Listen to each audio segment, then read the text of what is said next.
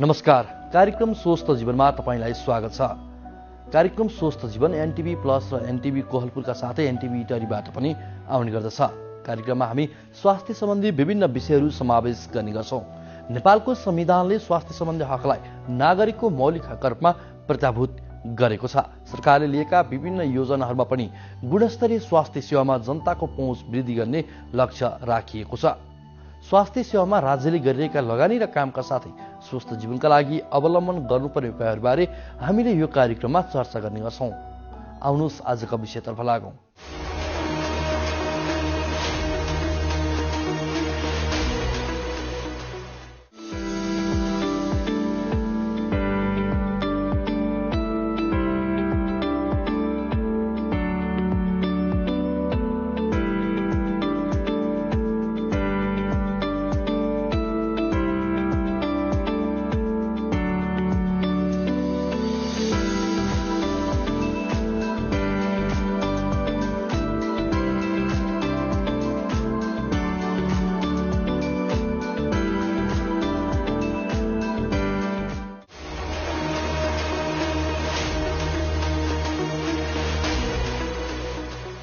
दर्शकवृन्द, स्थानीय तहको निर्वाचन नजिकिँदैछ।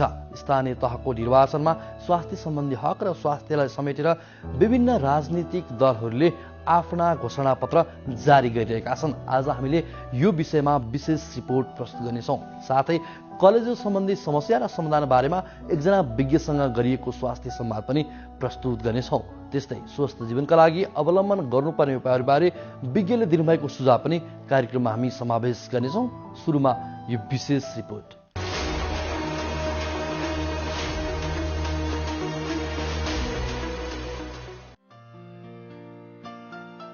आगामी 30 वैशाखमा हुने स्थानीय तह निर्वाचनका लागि सबै प्रमुख दलहरूले घोषणापत्र सार्वजनिक गरिसकेका छन्। सबै राजनैतिक दलहरूले स्थानीय तह निर्वाचनमा मतदातालाई आफूतर्फ आकर्षण गर्न स्वास्थ्य सेवामा निशुल्क र सहज पहुँचलाई प्राथमिकताका साथ अगाडि सारेका छन्। सबैजसोले स्वास्थ्य बीमा, ज्येष्ठ नागरिक लगायत दीर्घ रोगीहरूलाई सहज उपचार, पाठेघरको मुखको क्यान्सरको स्क्रिनिङ, मातृ तथा शिशु स्वास्थ्य, सुत्केरी महिलाहरूलाई भत्ता, घुम्ती स्वास्थ्य शिविरलाई बढी जोड दिएका छन्। नेपाली कांग्रेसको स्थानीय निर्वाचनको घोषणापत्रमा स्वास्थ्य क्षेत्रका विषयहरू बढी प्राथमिकतामा परेको देखिन्छ।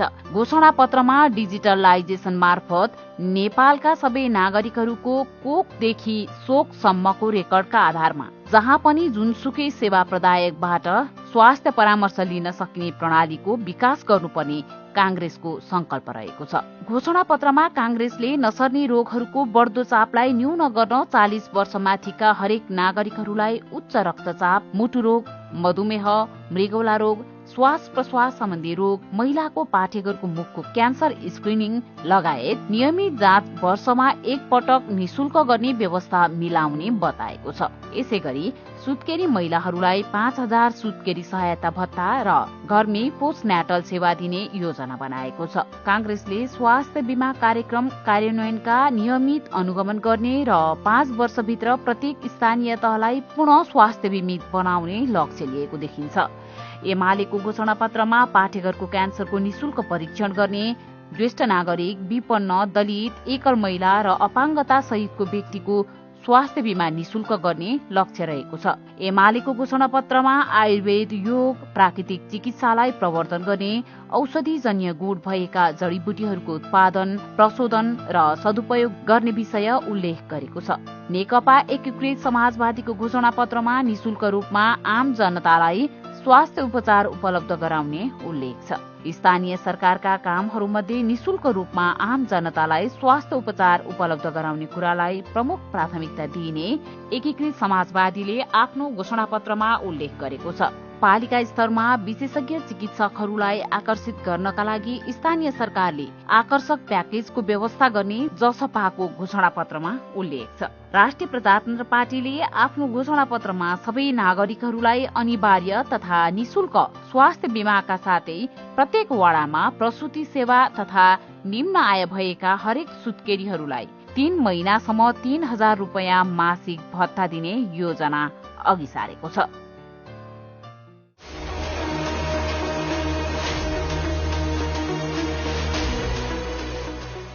नमस्ते। अनि मैले यहाँहरूलाई आज छारे रोगको बारेमा अलिकता जानकारी गराउन चाहन्छु। छारे रोग भनेको एउटा ब्रेनको डिजअर्डर हो। ब्रेनमा चाहिने एब्नर्मल इलेक्ट्रिकल वेव्स आएपछि हुने रोग हो। तर यो रोग चाहिने पूर्ण रूपमा हामीले उपचार गरेर यसबाट सन्चो हुन सक्छौँ। अनि यसलाई चाहिने हामीले गर्नुपर्ने जरुरी। हाम्रो जनसङ्ख्यामा थुप्रै यस्ता छन् यसको भ्रामक विचारको कारण वा हाम्रो एउटा ब्लाइन्ड फेथको कारण चाहिने सही तरिकाले उसको उपचार नगरेको हुनाले थुप्रै दिदीबहिनी दाजुभाइहरू यसबाट पीडित छन् र उनीहरू मेन स्ट्रिम ट्रिटमेन्टमा आइराखेका छैन। यसको उपचार पद्धति धेरै महँगो छैन, सस्तो छ र चाहिने यो चाहिने गाउँघरको हेल्थ पोस्ट या हेल्थ एसिस्टेन्टसँग पनि सम्पर्क गरेर यसको उपचार गराउन सकिन्छ। अनि मानौँ कि त्यसमध्येका उनीहरू औँलाइसकेपछि त्यसमा कुनै यस्तो छ जसको लागि कि सहरतिर या मानौँ कि डाक्टर कहाँ या यसको स्पेसलिस्ट कहाँ पुग्नु पर्ने हो, त्यहाँ आइसकेपछि फर्दर जाँच गरेर चाहिने यसमा जुन गर्नुपर्ने कुरा हामी गर्न सक्छौँ।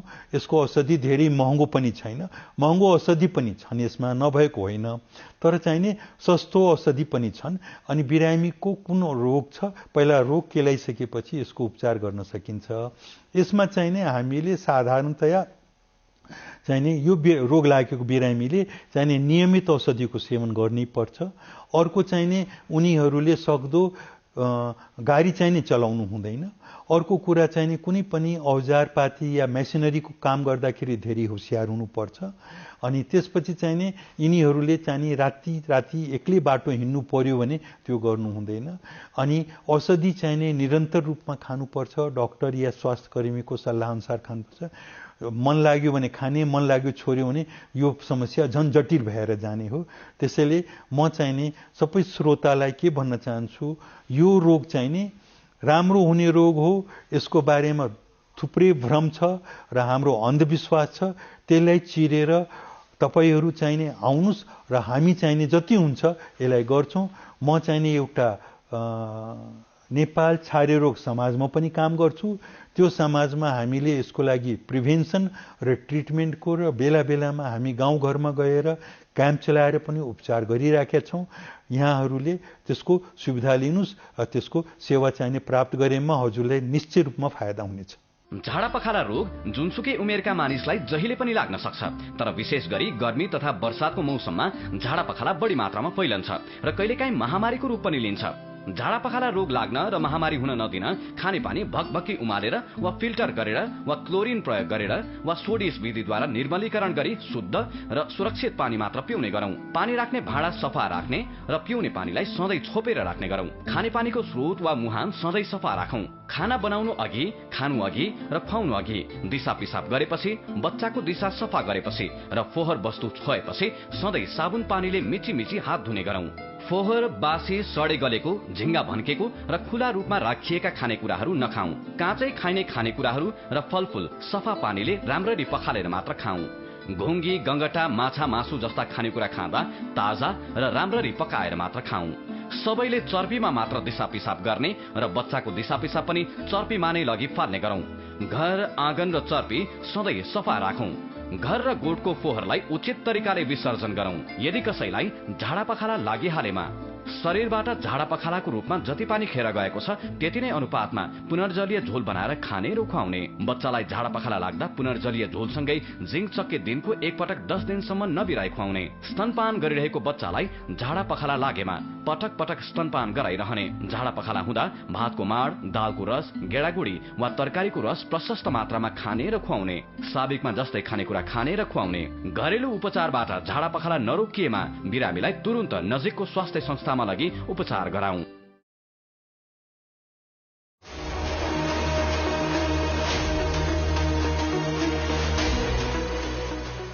दर्शक वृन्द, अब चर्चा गरौँ कलेजो सम्बन्धी समस्या र समाधान बारेमा। कलेजो सम्बन्धी समस्या कसरी देखा पर्छ, कलेजो सम्बन्धी समस्या देखा परेको पहिचान कसरी गर्न सकिन्छ, आज हामीले यी लगायतको विषयमा एकजना विज्ञसँग संवाद गरेका छौँ। त्यही संवाद अबको क्रममा।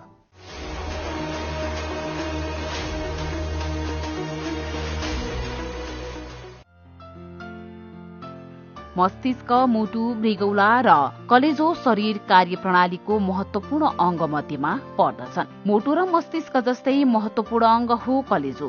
कलेजो मानव शरीरको सबैभन्दा ठूलो आन्तरिक अंग हो। कलेजो पाचन प्रणालीको महत्वपूर्ण अंग हो। पाचन प्रक्रियामा महत्वपूर्ण भूमिका खेल्ने रगतमा रहेका हानिकारक पदार्थहरूलाई निष्क्रिय बनाउने, विभिन्न खालका प्रोटिन बनाउने जस्ता अहम कार्य कलेजोले गर्दछ। चिकित्सकहरूका अनुसार नेपालमा कुल जनसंख्याको करिब 1% अर्थात करिब 3 लाख मानिसमा कलेजो सम्बन्धी रोग भएका बिरामी छन्। लामो समय अधिक रक्सी सेवन तथा लामो समयसम्म भाइरल संक्रमणले कलेजोको आकार घट्दै जान्छ र कलेजोले काम गर्न सक्दैन। यो रोगलाई लिभर सिरोसिस भनिन्छ। पछिल्लो समय फ्याटी लिभर अर्थात कलेजोमा बोसोको मात्रा बढेको बिरामीको संख्या बढ्दो क्रममा छ। लिभर सिरोसिसको भाइरल संक्रमण मध्ये हेपाटाइटिस सी महत्वपूर्ण कारक हो। लिभर सिरोसिस भएको बिरामीमा पछि गएर मृगौलालाई पनि स्थायी रूपमा क्षति पुर्याउन सक्दछ र क्यान्सर पनि हुन सक्छ। उचित आहार विहारमा ध्यान नदिँदा कलेजो सम्बन्धी जटिल रोग लिभर सिरोसिसको जोखिम बढ्दै गएको चिकित्सकहरूको भनाइ छ। कलेजो पूर्णतया खराब भइसकेपछि यसको खास उपचार भनेको कलेजो प्रत्यारोपण नै हो। हाल चिकित्सा विज्ञान क्षेत्रमा पनि कलेजो प्रत्यारोपण सम्भव छ। कलेजोको प्रत्यारोपणपछि मृत्युकै मुखमा पुगेका बिरामी पनि सामान्य व्यक्तिको जीवन जिउन सक्छन्। कलेजो रोगको जोखिम र नेपालमा कलेजो प्रत्यारोपणका प्रयासहरूबारे कलेजो प्रत्यारोपण विशेषज्ञ डाक्टर अनिसा तिवारीसँग हामीले संवाद गरेका छौं। कलेजो भनेको चाहिँ हाम्रो शरीरको अत्यन्तै महत्वपूर्ण अंग हैन। यो साइजको हिसाबले पनि निकै ठूलो, करिब एउटा फुटबल जत्रो हुन्छ भन्ने चलन छ। त्यस्तै 1500 देखि 2000 ग्रामसम्म हुन्छ। पछिल्लो समयमा कलेजो खराब भयो, कलेजो सम्बन्धी रोगहरू धेरै निस्किए भन्ने धेरै सुनिन्छ हैन। कलेजोमा समस्या हुने कारण के हामीले के कुरामा ध्यान दिनु भने कलेजोमा समस्या हुन्छ? कलेजोमा समस्या हुने चाहिँ 2 किसिमको कारणहरू हुन्छ। एउटा चाहिँ हाम्रो प्रिभेन्टेबल रोकथाम गर्न सकिने हुन्छ, अर्को चाहिँ नसकिने खालको हुन्छ। रोकथाम गर्न सकिने कजेजहरुमा कारणहरुमा चाहिँ सर्वप्रथम त अल्कोहल, रक्सी या रक्सीजन्य पदार्थहरू सेवन गर्नाले हुन्छ। दोस्रो भनेको चाहिँ हेपाटाइटिसको कारणले हुन्छ हैन। हेपाटाइटिस। त्यसपछि चाहिँ अर्को कारण भनेको चाहिँ नन अल्कोहोलिक फ्याटी लिभर भन्छ के, त्यो चाहिँ मोटापनले गर्दाखेरि चाहिँ लिभरमा बोसो जमेर अनि त्यो लिभर बिग्रिँदै जाने हुन्छ। मोटापन पनि हानिकारक। हजुर, त्यो चाहिँ डायबिटिज अनि मोटोपनले हुने चाहिँ नन अल्कोहोलिक फ्याटी लिभर हुन्छ। अब अहिले त विदेशमा अल्कोहल भन्दा पनि नन अल्कोहोलिक फ्याटी लिभर डिजिजले चाहिँ लिभर बिग्रिने चाहिँ क्रम बढ्दो उसमा छ। त्यो भने चाहिँ नन अल्कोहोलिक फ्याटी लिभर भने चाहिँ कस्तो भनेको चाहिँ मोटापनले गर्दाखेरि जसरी हाम्रो शरीरमा बोसो जम्छ नि, त्यस्तै गरी हाम्रो लिभरको कलेजोको कोशिकाहरूमा पनि त्यो बोसो जम्न थाल्छ। त्यसलाई चाहिँ नन अल्कोहोलिक फ्याटी लिभर भन्छ। अनि त्यही जुन प्रोग्रेस हुँदै गएर चाहिँ त्यसले कलेजो नै फेल गराउँछ। यो जन्डिस हुने भन्छ नि हामी। हजुर, जन्डिस जुन भइरहेको छ यो पनि कलेजो सम्बन्धी नै समस्या हो नि त? हजुर हो, कलेजो सम्बन्धी समस्या भएर नै जन्डिस आउने हुन्छ। ए हजुर, यो चाहिँ कस्तो खालको समस्या हो, के कारणले हुन्छ? जन्डिस हुने विशेष त कारणहरू एउटा चाहिँ लिभरको कोशिकामै खराब हुने जस्तो सिरोसिसहरू भएर हुने हुन्छ। अर्को चाहिँ लिभर कलेजोले निकाल्ने पित्त हुन्छ नि, पित्तको नलीबाट बगेर आन्द्रामा जाने हुन्छ।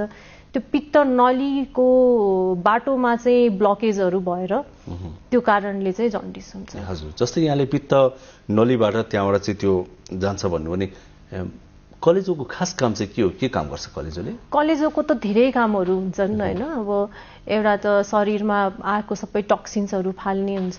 अर्को चाहिँ शरीरलाई चाहिँ रोगहरूबाट बचाउन सक्ने एन्टिबडिज इम्युनोग्लोबुलिन्सहरू बनाउने हुन्छ। शरीरलाई चाहिने प्रोटिन एल्बुमिनहरू तत्त्वहरू बनाउने हुन्छ। अनि अर्को चाहिँ हाम्रो रगत बग्दाखेरि रोक्ने पदार्थहरू हुन्छ हैन, त्योहरू उत्पादन गर्ने पनि प्राय लिभरले नै हुन्छ। खाना पचाउनलाई पित्त निकाल्ने काम पनि कलेजोले नै गर्छ। धेरै महत्त्वपूर्ण काम गर्छ। भनेपछि यहाँले भनेको अनुसार चाहिँ कलेजो बचाउने हो भने हामीले चाहिँ रक्सीहरू सेवन गर्नु भएन। हजुर, मोटोपनलाई कम हामीले रोकथाम गर्न सक्ने भनेको चाहिँ हामीले एउटा चाहिँ रक्सीको सेवन, रक्सी या अमलजन्य पदार्थ, ड्रग्सहरू होइन, केही पनि त्यस्तो कुराहरू सेवन गर्दै नगर्ने। अर्को कुरा भनेको चाहिँ हेपाटाइटिसको बाट बच्ने जुन हाम्रो युनिभर्सल प्रिकसन्सहरू छ नि त्यसलाई फलो गर्ने।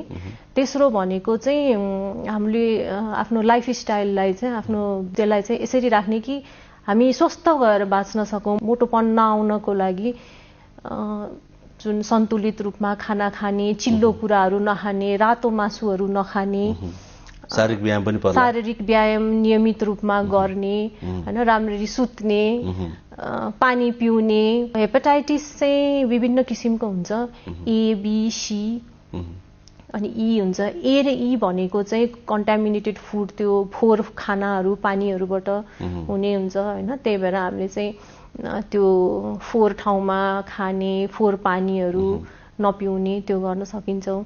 अब बी र सी भनेको चाहिँ हाम्रो ब्लडबाट हैन, अनि रगतबाट या त्यो शारीरिक त्यो ब्लडी फ्लुइड भन्छौँ नि, त्यसबाट हुने हुन्छ। बच्चाहरूमा चाहिँ जन्मजातै लाग्ने रोगहरू हुन्छ हैन, जस्तो पित्त नली राम्ररी नबन्ने हुन्छ, त्यसलाई बिलियरी अट्रेसिया भन्छ, त्यसले पनि सिरोसिस कलेजो फेलियर हुन्छ।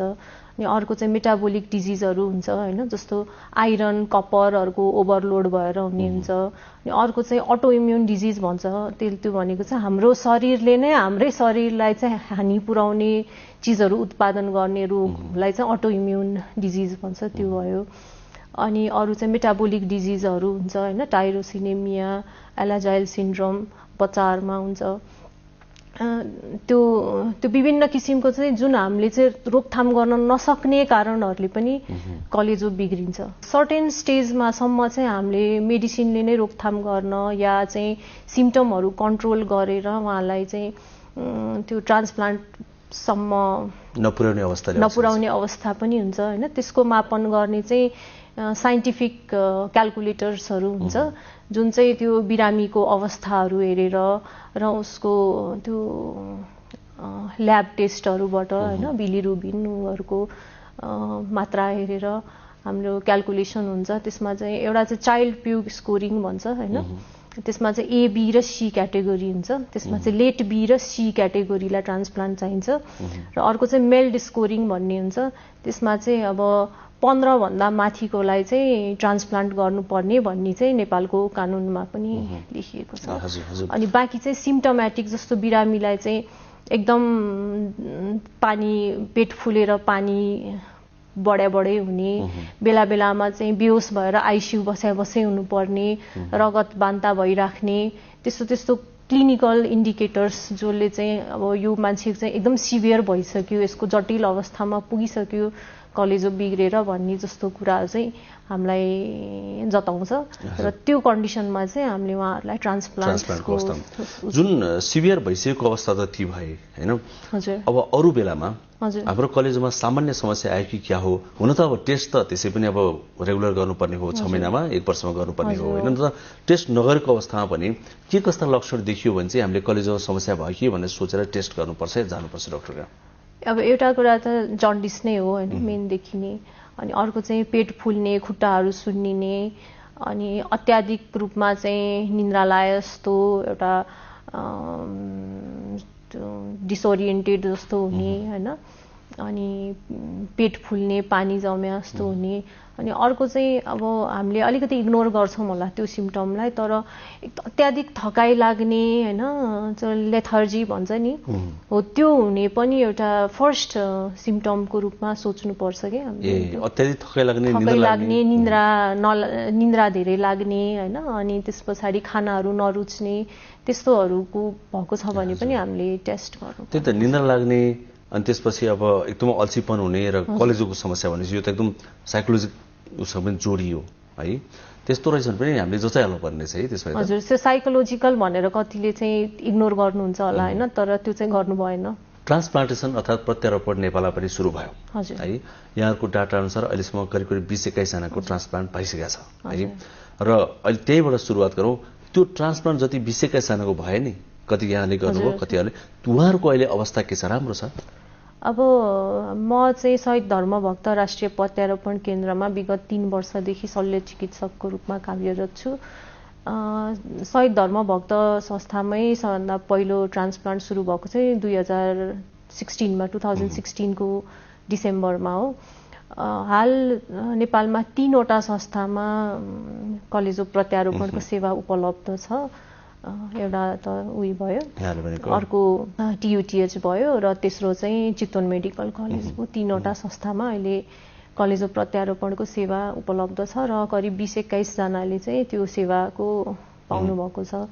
र प्राय बिरामीहरू मेरो संस्थामा भएको बिरामीहरू चाहिँ मसँग टचमा हुनुहुन्छ हैन। अनि उहाँहरूको चाहिँ लाइफस्टाइल अहिले एकदम सामान्य रूपमा उहाँहरूले पहिला बिरामी हुनुभन्दा अगाडि जे काम गर्नुहुन्थ्यो, जे प्रोफेसन थियो त्यसमै कन्टिन्यू गरेको, एउटा हेल्दी भएर जिन्दगी बिताइरहेको मैले पाएको छु। राम्रो चिज हो उहाँको लाइफस्टाइल। उहाँले औषधि के जीवनभरि नै खानुपर्छ हो? हजुर, प्रत्यारोपण पछि चाहिँ एउटा या दुईटा औषधि चाहिँ लाइफ लङ जिन्दगीभरि खानुपर्ने हुन्छ र त्यसलाई चाहिँ त्यस्तो ठुलो कुरा मान्न पनि हजुर अरू रोगीले पनि खानुपर्छ, कतै प्रेसरवालाले हैन त्यस्तो। जस्तै कुनै पनि अङ्ग प्रत्यारोपण गर्ने भनेपछि त्यो एकदमै खर्चालु पनि हुन्छ हैन, डेफिनेटली त्यो हुन्छ नै हैन। अझ विदेश जानुपर्दा झन् धेरै खर्चालु हुन्छ। त नेपालमा सस्तै होला है, त्यो तुलनामा धेरै सस्तो होला है? अब सस्तो भन्नाले यो अपरेसन गर्न, यो उपचार चाहिँ एउटा महँगो नै मानिन्छ हैन। तर भारतको कम्पेयर गर्ने हो भने चाहिँ त्यसको एकदमै धेरै गुणा कममा चाहिँ हामीले नेपालमा गर्न सकिरहेको छौँ। अब भारतमा कलेजो प्रत्यारोपण गर्दा चाहिँ एभरेजमा त्यो मान्छेले चाहिँ जस्तै 25-30 लाख रुपियाँ भारू हस्पिटललाई तिर्नुपर्ने हुन्छ अपरेसनको लागि। अनि त्यस पछाडि उहाँहरूले चाहिँ उहाँको फ्यामिली मेम्बरहरू हैन, अब भारतसम्म जानु पर्यो, आउनु पर्यो, त्यहाँ गेस्ट हाउसमा 2-3 महिना बस्नु पर्यो, त्यो खर्चहरू जोड्दा कमसे कम पनि 35 देखि 40 लाख भारू खर्च भएको मैले पाएँ कि म भारतमा मेदान्तमा कार्यरत रहँदाखेरि। अनि अब कहिलेकाहीँ के समस्या आयो, जटिलता आयो भने त त्यो त अझ बढी भयो। अब यहाँ चाहिँ नेपालमा चाहिँ हामीले त्यस्तै 15 देखि 20 लाख रुपियाँ खर्च भएको पाएको छौँ हैन हाम्रो संस्थामा। र हाम्रो संस्थामा चाहिँ अब त्यो पनि अब डाक्टरको पैसा लाग्दैन, ICU को पैसा लाग्दैन, अपरेसनको चार्ज हामीले लिँदैनौँ। तर त्यो जुन अपरेसनको लागि चाहिने औषधि, अपरेसनको लागि चाहिने सामानहरू हैन, अब त्यो जोडहरू गर्नको लागि धागो चाहिन्छ हैन, त्यो सामानहरू नै महँगो भएर त्यतिको कस्ट आउन गएको हो। भनेपछि तै पनि उताको विदेशको तुलनामा त धेरै सस्तो छ। धेरै नै सस्तो। अब तपाईका 40-50 लाख भारू र 15-20 लाख नेपाली कम्पेयर गर्नुहुन्छ भने त्यहाँ डिफरेन्स त पक्कै आउँछ। प्रश्न जस्तै के छ भने अब अहिले चाहिँ पछिल्लो समयमा के भयो भने पैसा भन्दा पनि महत्त्वपूर्ण कुरा विश्वसनीयता हैन। हजुर, हामी भर्खर यो प्र्याक्टिस गरेर हुनाले मान्छेहरुमा धेरैमा नेपालमा इन्डिया जस्तै या विदेश जस्तै ट्रिटमेन्ट हुन्छ त, त्यति नै पर्फेक्ट डक्टरहरू छन् त, त्यति नै धेरै इक्विपमेन्टहरू छ त हामीसँग भन्ने मान्छेलाई अझै पनि जिज्ञासा लागिरहेछ। हो, यो राम्रो टपिक उठाउनु छ नेपालमा हैन। अब हामी जो सर्जनहरू छौँ हैन, हामी पनि भारतमै ट्रेनिङ भएर आएको हौँ। मैले चाहिँ 3.5 वर्षको अवधिमा मेदान्तमा 1000वटा भन्दा बढी ट्रान्सप्लान्ट अपरेसनहरुमा सहभागी हुने र काम गर्ने मौका पाएँ हैन। त्यो एक्सपिरियन्सको साथ कलेजोकै थियो। हजुर, कलेजोकै प्रत्यारोपणको 1000 भन्दा बेसीको मा चाहिँ प्रत्यक्ष संलग्न हुने अवसर पाएँ आफू बस्दाखेरि। त्यही एक्सपिरियन्स लिएर चाहिँ म यहाँ पोसिबल छ, यहाँ पनि सम्भव छ है, नेपालीहरूले चाहिँ 40-50 लाख भारू खर्च गर्नु नपरोस् भन्ने हिसाबले चाहिँ हामीले यहाँ चाहिँ त्यो सेवालाई चाहिँ निरन्तरता दिन खोजिरहेको हौँ। हजुर हजुर, इक्विपमेन्टहरू हामीसँग त्यो प्रशस्तै छ। हजुर, त्यो सबै छ।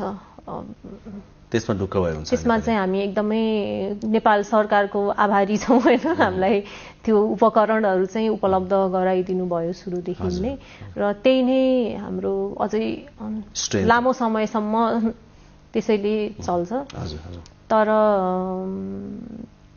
तर बिरामीहरूलाई जसरी किडनी ट्रान्सप्लान्टको लागि सरकारले खर्च दिनुहुन्छ नि, त्यसरी कलेजोलाई पनि दिएदेखि हामीले कस्टलाई अझ कम गर्न सक्थ्यौँ होला भन्ने म सोच्दछु। कलेजोको ट्रान्सप्लान्ट गर्दाखेरि चाहिँ त्यस्तो सरकारबाट केही पनि सुविधा छैन। सरकारले चाहिँ त्यो संस्था खोलिदिनु भयो, सामान किनिदिनु भयो इनिसियल्ली होइन, त्यति नै हो। तर एभ्री टाइम अपरेसन गर्दाखेरिको लागि चाहिने औषधिहरूमा सामानहरूमा चाहिँ सहयोग हुँदैन सरकारबाट। 8 जना बिरामीहरूको कलेजो प्रत्यारोपण भएको छ हाम्रो संस्थामा होइन। र म एकदमै आभारी छु त्यो बिरामीहरूमाथि जसले चाहिँ आफ्नो लाइफ चाहिँ हामीलाई चाहिँ हामी विश्वास गरेर हामीसँग गराउन आउनुभयो। त्यो बिरामीहरूलाई पनि म मनैदेखि आभार प्रकट गर्दछु। हजुर हजुर। जस्तै यो डाक्टर साहब, यो मानव अङ्ग प्रत्यारोपणमा चाहिँ संसारभरि नै एउटा बहस के छ भने यसको लिगल प्रोभिजनको क्या, यसको उपलब्धताको होइन। नेपालमा पनि त्यो प्रोभिजन छ। जस्तै किडनीमा पनि त्यो समस्या छ नि, कसले मात्र दिन पाउने होइन। एक त मिल्नु पर्यो, मिले पनि एकदमै नजिकको नातागोता फ्यामिलीभित्रको मान्छे मात्र पाउने भनेको छ। यो कलेजमा पनि त्यो समस्याहरू छ है? हजुर, लिगल सिस्टम चाहिँ सबै कलेजो र मृगौलाको सेम नै रहेको छ। अब एउटा किसिमले हेर्दाखेरि चाहिँ फ्यामिलीको मान्छेले मात्रै दिन पाउने, नजिककोले मात्रै दिन पाउने लिगल सिस्टमले चाहिँ हामीलाई गाह्रो भयो भनेर बिरामीहरूले भन्नुहुन्छ।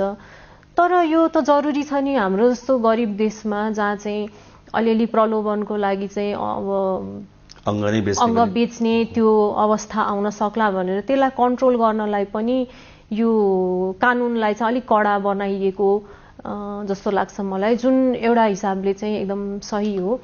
तर कानुनले चाहिँ यो दिने लिनेमा चाहिँ दिन मिल्ने नाताको चाहिँ घेरा चाहिँ अलिकति फराकिलो बनाइदिएको छ कि आफ्नो इमिडिएट फ्यामिली मात्रै नभएर सेकेन्ड डिग्री रिलेटिभ्स भन्छौँ नि हामीले होइन, जस्तो भान्जा भान्जी, भतिजा भतिजी, भदा भदै होइन, अब श्रीमतीपट्टिको नाताहरू त्यस्तोहरू पनि फराकिलो बनाइदिएको छ। त्यो चाहिँ अहिले के हदसम्म चाहिँ चेन्ज भएको छ? हजुर, यो जुन आफ्नो इमिडिएट फ्यामिलीको आफ्नो परिवारभित्रकोले मिलेन भने चाहिँ त्यो सेकेन्ड डिग्री रिलेटिभ्ससँग लिन मिल्ने प्रावधान छ, जुन चाहिँ अलि फराकिलो बनाइदिएको छ। यो डाक्टर साहब, पछिल्लो समयमा ब्रेन डेथ भएका बिरामीहरूको चाहिँ अङ्ग प्रत्यारोपण गर्न मिल्ने भन्ने कुरा आइरहेको छ होइन। त्यो ब्रेन डेथ भएका बिरामीहरूको अङ्ग दिन पाउने लिगल प्रोभिजन छ? हजुर छ।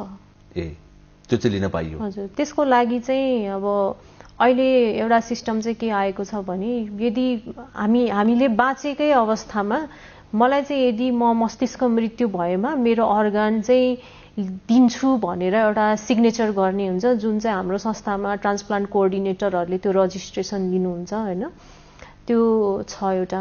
अर्को चाहिँ यदि कोही मान्छे चाहिँ मस्तिष्क मृत्यु भएर आइसियुमा भेन्टिलेटरमा हुनुहुन्छ भने उहाँको फ्यामिलीले नेक्स्ट टु किन भन्छ नि, जुन उहाँको नजिकको फ्यामिलीले चाहिँ अब हामी यो अर्गान चाहिँ उहाँको डोनेट गर्छौँ भनेर चाहिँ कन्सेन्ट दिनुभयो भने, उहाँहरूले अग्री गर्नुभयो भने चाहिँ त्यस्तो व्यक्तिको चाहिँ हामीले अर्गान लिएर अरू ट्रान्सप्लान्टको वेट गरिरहेको कुरिरहेको र परिवारको अर्गन नमिलेको व्यक्तिहरूलाई दिन सक्ने प्रावधान छ है। यो कुन अङ्गहरू त्यसरी दिन सकिन्छ? लिभर मात्र, लिभर किडनी दुई, कलेजो भयो, मृगौला भयो, अनि त्यस पछाडि प्यानक्रियाज भन्ने ग्रन्थि हुन्छ त्यो दिन मिल्छ, अनि आन्द्रा दिन मिल्छ, मुटु र फोक्सो दिन मिल्छ, छाला र आँखा। मुटु फोक्सो पनि मिल्छ है? हजुर। यो ब्रेन डेथ भनेको चाहिँ के हो? कस्तो मृत्युलाई ब्रेन डेथ भन्छ? कस्तो मरणमा मात्रै त्यो दिन मिल्छ? त्यो पनि क्लियर हो। ब्रेन डेथ भन्नाले सिम्पल ल्याङ्ग्वेजमा बोल्दाखेरि मस्तिष्क मृत्यु, जो व्यक्तिको मस्तिष्क मृत्यु भइसक्यो। मस्तिष्क मृत्यु भनेको चाहिँ खासमा भन्यो भने त्यो मरिसकेकै मान्छे हो, खालि उसको मुटु र छाती मात्रै भेन्टिलेटरले चलाइदिएको हुन्छ कि। हजुर हजुर। त्यो निकालिदियो भने चाहिँ त्यो नबाच्ने हुन्छ। सो अब प्राय मान्छेहरूले चाहिँ के भन्ठान्नुहुन्छ भने मेरो बिरामी भेन्टिलेटरमा सास लिइरहेछ, कसरी मर्यो भन्नु, अब बाँचिरहेको मान्छेको मैले कसरी अर्गान दिनु भन्ने त्यो एउटा कन्सेप्टको कारणले चाहिँ हाम्रोमा ब्रेन डेथ डोनेसन हुन अलि नसकेको कि जस्तो लाग्छ होइन। तर भनेपछि यहाँले भनेको आशय त भेन्टिलेटरमा कसैलाई जबरजस्ती हामीले बचाइरहेछौँ अर्थात् जबरजस्ती सास चलिरहेको छ, मुटु चलिरहेको छ, ऊ डेथ भइसकेको अवस्था चाहिँ त्यही अवस्थामै निकाल्नु पर्यो त्यो अङ्ग। हजुर है। अनि फ्यामिलीले स्वीकृति दिने सम्भावना कम भयो त्यसमा? अब फ्यामिलीले अब त्यो एकदम जटिल समस्या छ कि त्यो जटिल अवस्था छ कि त्यो एउटा इमोसनल त्यो अवस्थामा तपाईँको बिरामी चाहिँ अब मर्दैछ, मस्तिष्क मृत्यु भइसक्यो, भेन्टिलेटरमा राखेर चाहिँ सास चलिरहेको हुन्छ होइन, औषधिहरू चलाएर मुटुको धड्कनहरू चलिरहेको हुन्छ, त्यो भनेको त बेसिकल्ली मरिसकेकै हो। तर अब अहिले हाम्रो साइन्सको टेक्नोलोजीको कारणले न भेन्टिलेटरहरू छ होइन, त्यो कारणले मात्रै त्यो बाँचेको जस्तो देखिन्छ मात्रै कि इल्युजन हो, तर वास्तवमा चाहिँ त्यो मरिसकेकै व्यक्ति हुन्छ। अब त्यस्तो बेलामा चाहिँ त्यो परिवारको मान्छेले चाहिँ यो बुझिदिनु भयो कि यो मेरो मान्छे मरिसकेको हो र अङ्ग दिन सक्छु, त्यो अङ्ग राखेर केही पनि फाइदा छैन भनेर बुझेर चाहिँ कन्सेन्ट दिन सक्नुभयो भने चाहिँ यो brain death organ donation possible हुन्छ। त्यसरी कसैले चाहिँ अब मेरो शरीरको अङ्गहरू म डोनेट गर्छु भनेर चाहनु भने डोनेट गर्न सकिने ठाउँ कहाँ यहाँहरूको हस्पिटल जान्छ? हाम्रो संस्थामा चाहिँ त्यो रेजिस्ट्रेसन छ, अर्गन डोनर भन्ने एउटा रजिस्ट्रेसन गर्नुपर्ने हुन्छ, त्यो हुन्छ। तर त्यो गरेको व्यक्तिको पनि यदि मस्तिष्क मृत्यु भएर बस्नु भएको छ भने उहाँको परिवारले चाहिँ ओके भन्नै पर्छ कि उहाँले चाहिँ सिग्नेचर गर्नुभएको थियो म अर्गन डोनर बन्छु फ्युचरमा त्यस्तो भयो भने भनेर भर्नुभएको थियो र उहाँ त्यो अवस्थामा आउनुभयो, तर परिवारले नो भन्यो भने चाहिँ त्यो मिल्दैन फेरि। हजुर, हामीले कलेजोको सामान्य समस्यादेखि लिएर होइन त्यसपछि ट्रान्सप्लान्टेसनसम्मका प्रत्यारोपणसम्मका कुराकानी गऱ्यौँ, यसको कानुनी प्रावधानको पनि कुरा गऱ्यौँ। सबैको निष्कर्ष त कलेजो सकेसम्म बचाउनै राम्रो होइन, समस्यामा उपचार गर्नै राम्रो, टेस्ट गर्नै राम्रो होइन।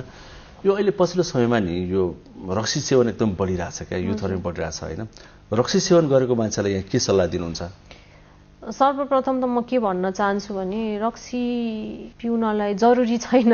तपाईँलाई त्यो पिएर रमाइलो लाग्छ भने अरू इन्टरटेनमेन्टको लागि त अरू पनि धेरै चिज छ नि, अरू के गर्नुहोस्। रक्सी नपिउ मुख्य सल्लाह त्यो हो, त्यसपछि अरू चाहिँ अब सकेसम्म हाम्रो शरीर भनेकोलाई चाहिँ हामीले एकदमै इज्जत गर्नुपर्छ, माया दिनुपर्छ कि, किनभने हामीले त बाँचुन्जेल एउटै शरीर पाउँछौँ नि। So love your body, be kind to your body and don't अब हाम्रो शरीरलाई हानि पुर्याउने चिज हामीले गर्नु हुँदैन, किनभने हामीले त लाइफमा एउटै मात्रै शरीर पाउँछ नि, त्यसलाई इज्जत गर्न, त्यसलाई सम्हाल्न एकदम जरुरी हुन्छ कि। त्यही भएर रक्सी नखाने होइन, अनि शरीरलाई हानि पुर्याउने खालको चिल्लो अनि गुलियो कुराहरू जुनले चाहिँ डायबिटिज गराउँछ र नन एल्कोहोलिक फ्याटी लिभर डिजिजहरू गराउँछ त्यो कुराहरू नगर्ने, व्यायाम गर्ने, आफूलाई स्वस्थ फुर्तिलो र फिट राख्नको लागि चाहिँ जे गर्नुपर्छ त्यो कुराहरू गर्नुपर्छ। टेस्ट गर्ने कुरा चाहिँ भइहाल्यो बेला। टेस्ट चाहिँ सामान्यतः अब 6 महिनामा 1 वर्षमा केही रिस्क फ्याक्टर देखियो, केही नराम्रो कुरा देखियो भने चाहिँ अझै छिटो होइन, नभए चाहिँ 6 महिना 1 वर्षमा गर्दा राम्रो हुन्छ। जस्तै अघि यहाँले कलेजको उपचारको कुरा गर्दै गर्दा, ट्रान्सप्लान्टेसनको कुरा गर्दै गर्दा अहिले सुरु त भएको छ, युथहरू एकदमै ट्यालेन्टेड डक्टरहरू पनि हुनुहुन्छ, टेक्नोलोजी पनि छ, तर पनि सरकारले अलिकति ध्यान दियो हुन्थ्यो किडनीको जस्तै भन्ने कुरा गर्नु। सरकारबाट यहाँहरूको अपेक्षा चाहिँ के छ? के भइदियो भने यो उपचार एकदमै सजिलो हुन्थ्यो, धेरै हुन्थ्यो? सरकारबाट हाम्रो चाहिँ के अपेक्षा छ भनेदेखि जसरी चाहिँ मृगौला प्रत्यारोपणको लागि सरकारले एउटा फिक्स्ड रकम दिनुहुन्छ नि त्यो बिरामीको लागि, त्यस्तै गरी कलेजोको लागि पनि केही रकम, पुरै नदिए पनि केही रकम गर्नुभयो भने पनि मान्छेहरूलाई त सजिलो हुन्थ्यो नि होइन। आधी नै रकम उपलब्ध गराइदिनु भयो भने पनि सब्सिडी दिनु पर्यो। हजुर, सब्सिडी दिनु पर्यो, या त अब जुन हाम्रो अपरेसनमा प्रयोग हुने औषधिहरू, अपरेसनको सामानहरू त्यो चाहिँ उपलब्ध गराइदिनु भयो भने पनि हाम्रो त्यो कस्ट बर्डन चाहिँ एकदमै घटेर आउँछ के। हजुर,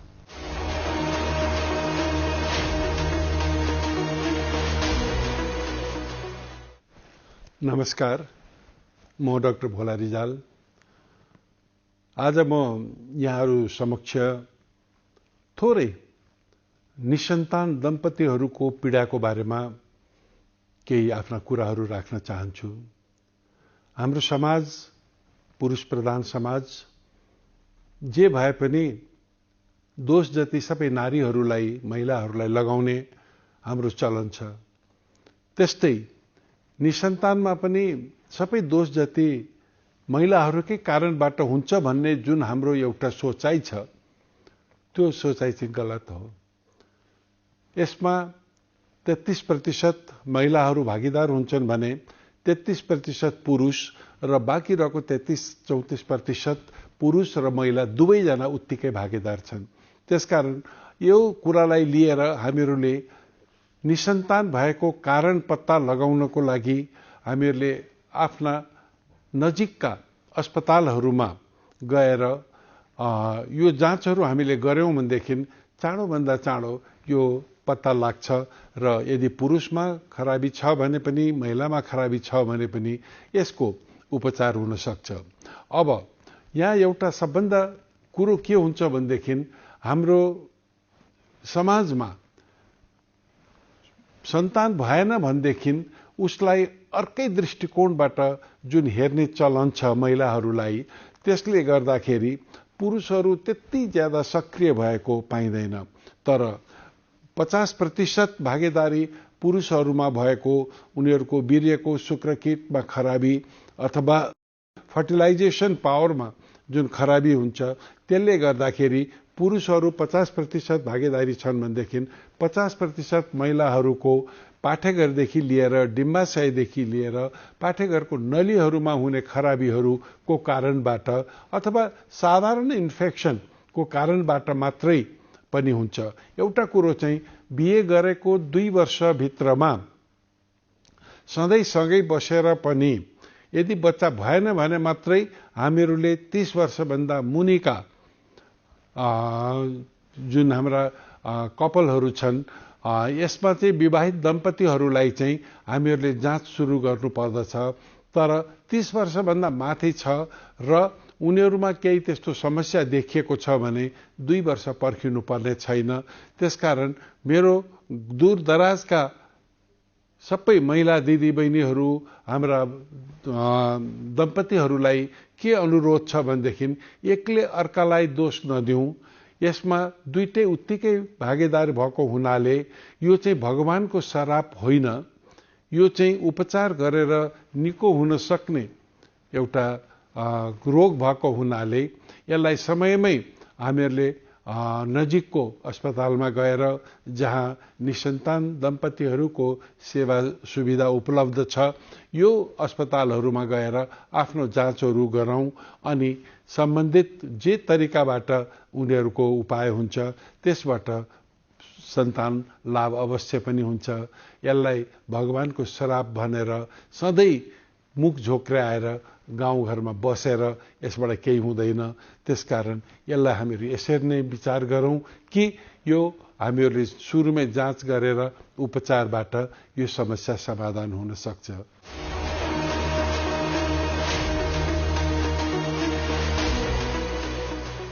दर्शकवृन्द, तपाईँ कार्यक्रम स्वस्थ जीवन हेर्दै हुनुहुन्छ। कार्यक्रममा हामी स्वास्थ्य सम्बन्धी विभिन्न विषयहरू समावेश गर्ने गर्छौँ। खास गरी स्वस्थ जीवनका लागि अवलम्बन गर्नुपर्ने उपायहरूबारे विशेष चर्चा पनि गर्ने गर्छौँ। बिहानदेखि बेलुकासम्मको दिनचर्याको कुरा गर्ने गर्छौँ। स्वस्थ जीवनशैली कसरी अपनाउने, आज हामीले यो विषयमा एकजना विज्ञसँग सुझाव लिएका छौँ। त्यही सुझाव अबको क्रममा।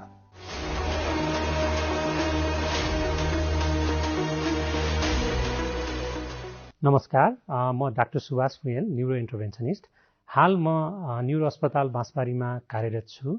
न्युरो इन्टरभेन्सन भनेको चाहिँ अहिले उपचारको आधुनिक प्रविधि हो जसबाट चाहिँ हामी टाउको रगतको नसाको उपचार चाहिँ टाउको नखोलिकन सजिलैसँग हात र खुट्टाको नसाबाट सानो 3 mm को पुवाल बनाएर चाहिँ हामी एक्सरेको मद्दतले चाहिँ दिमागको नसा बन्द हुँदा त्यसलाई खोल्ने, दिमागको नसा फुटेर ब्लिडिङ हुँदा त्यसलाई चाहिँ हामी भित्रैबाट गएर बन्द गर्ने गर्छौँ। र यो प्रविधिबाट चाहिँ हामी प्यारालाइसिस भएर आउनुभएको बिरामीहरूलाई फेरि हिँड्न सक्ने, प्यारालाइसिस भएर आउनुभएको बोल्न गाह्रो हुने बिरामीहरू होइन, मुख बाङ्गिने बिरामीहरू, यस्तो बिरामीहरूलाई चाहिँ फेरि पहिला जस्तै नर्मल बनाउन सक्छौँ है। अब यसमा चाहिँ म के जोड्न चाहन्छु भने सबभन्दा पहिला त रोग नलाग्ने कसरी यो बुझ्नु पर्यो। अब बिङ अ न्युरो इन्टरभेन्सन, म न्युरो इन्टरभेन्सन भएको कारणले गर्दाखेरि चाहिँ हामीले सबभन्दा पहिला यो मस्तिष्कघात यो रोग नलाग्नको लागि चाहिँ हामीले चाहिँ खानपिनमा एकदमै धेरै ध्यान दिनुपर्छ है। एउटा चाहिँ हाम्रो उमेर भनेको उमेर बढ्दै जाँदा धेरै रोगहरू लाग्ने गर्छ। उमेर बढ्दै जाँदा हाम्रो शरीरको कति अङ्गहरूले राम्रोसँग काम गर्दैन। त्यसपछि हामीले चाहिँ कस्तो भने रेगुलर रूपमा चाहिँ हामीले व्यायाम गर्ने, एक्सर्साइज गर्ने, बिहान बेलुका चाहिँ 5-10 मिनट आफूलाई समय दिएर चाहिँ हिँडुल गर्ने है। अनि खानपिनमा चाहिँ म विशेष गरी 3टा कुरा भन्न चाहन्छु क्या। खानपिनमा एउटा चाहिँ चिल्लो कुरा भरिसके खाँदै नखाने, गुलियो कुरा चाहिँ नखाने, त्यस्तै गरिकन नुनिलो कुरा नखाने। अनि जुन डायबिटिजको रोगीहरू हुनुहुन्छ भने उहाँहरूले चाहिँ जुन कपीमा लेखेर चाहिँ होइन, खातामा लेखेर नियमित रूपमा चाहिँ औषधि खानु पर्यो, औषधिलाई छोड्नु भएन। हाइपरटेन्सनको बिरामीहरूले औषधि छोड्नु भएन। मुटुको रोगको बिरामीहरूले चाहिँ यो चाहिँ मुटुको रोग लागेको बिरामीलाई पनि यस्तो धेरै भएको देखिएको छ है। त्यो भएको कारणले मुटुको रोग लागेको बिरामीले पनि कस्तो भने नियमित रूपमा चाहिँ औषधि खाने गर्नु भने हामी चाहिँ यो रोगबाट बच्न सक्छौँ। अब म चाहिँ न्युरो इन्टरभेन्सनिस्ट भएको कारणले गर्दा चाहिँ यो जुन खानपानको मैले कुरो गरेँ, यो खानपानले चाहिँ दिमागको नसालाई त बिगार्छ, त्यो बाहेक शरीरको अन्य कुरालाई पनि बिगार्छ क्या। मैले न्युरो भनेर मस्तिष्कघात भने यो जुन खानपानको शैली हामीले अपनायौँ भने विभिन्न रोगबाट हामी बच्न सक्छौँ है। म यो कार्यक्रमबाट चाहिँ के भन्न चाहन्छु भन्दाखेरि हाम्रो यो जुन स्ट्रोक, जुन मस्तिष्कघात भएको बिरामी, जुन चाहिँ प्यारालाइसिस भएको बिरामीको चाहिँ जुन चाहिँ 24 घण्टाभित्रमा हामीकोमा आउनुभयो, अस्पतालमा आउनुभयो भने हामीले त्यो जुन दिमागको जुन बन्द भएको नसा छ त्यसलाई चाहिँ हामी खोलेर फेरि त्यसमा रक्त सञ्चार पहिला जस्तै बनाएर चाहिँ उहाँलाई पहिला जस्तै हिँड्न सक्ने, डुल्न सक्ने बनाउन सक्छौँ।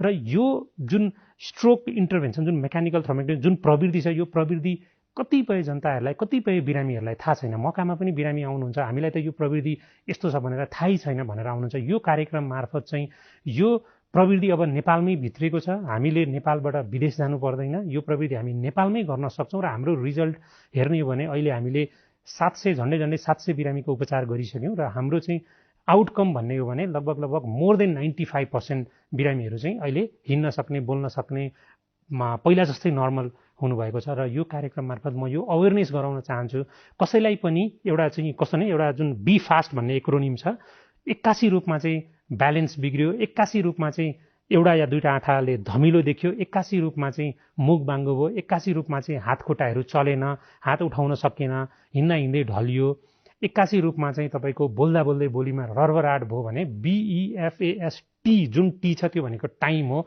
समय एकदमै खेर नफालिकन चाहिँ तपाईँको तुरुन्तभन्दा तुरुन्त चाहिँ अस्पताल आउनु पर्यो। स्ट्रोक भनेको मेडिकल इमर्जेन्सी हो।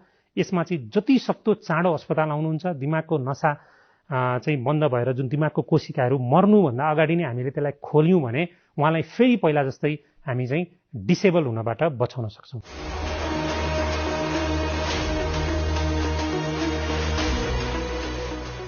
दर्शकवृन्द, अब हुने कार्यक्रमको अन्त्यमा आएका छौँ। कार्यक्रममा आज हामीले स्थानीय तहको निर्वाचनमा राजनीतिक दलहरूले घोषणापत्रमा स्वास्थ्य क्षेत्रलाई कसरी समेटेका छन् भनेर एउटा विशेष रिपोर्ट प्रस्तुत गर्यौँ। कलेजो सम्बन्धी समस्या र समाधान बारेमा विज्ञसँग गरिएको स्वास्थ्य संवाद पनि प्रस्तुत गर्यौँ। त्यस्तै स्वस्थ जीवनका लागि अवलम्बन गर्नुपर्ने उपायहरूबारे विज्ञले दिनुभएको सुझाव पनि प्रस्तुत गर्यौँ। यो सँगै कार्यक्रम स्वस्थ जीवनको समय सकिएको छ। तपाईँले यो कार्यक्रम नेपाल टेलिभिजनको वेबसाइट www.nepaltvonline.com का साथै नेपाल टेलिभिजनको मोबाइल एप, फेसबुक, युट्युब लगायतका सामाजिक सञ्जालमा हेर्न सक्नुहुनेछ। स्वास्थ्य सम्बन्धी तपाईँका कुनै जिज्ञासा भए हामीलाई सम्पर्क पनि गर्न सक्नुहुनेछ। सम्पर्क माध्यम टेलिभिजन स्क्रिनमा देखाइरहेका छौँ। तपाईँका समस्यालाई हामीले सरकारी अधिकारी वा विज्ञ मार्फत समाधान गर्ने प्रयास पनि गर्नेछौँ। स्वास्थ्य सम्बन्धी विभिन्न विषयहरू लिएर भोलि आजकै समयमा हामी उपस्थित हुनेछौँ। आजका लागि हामी सबैलाई कार्यक्रमबाट बिदा दिनुहोस्। नमस्कार।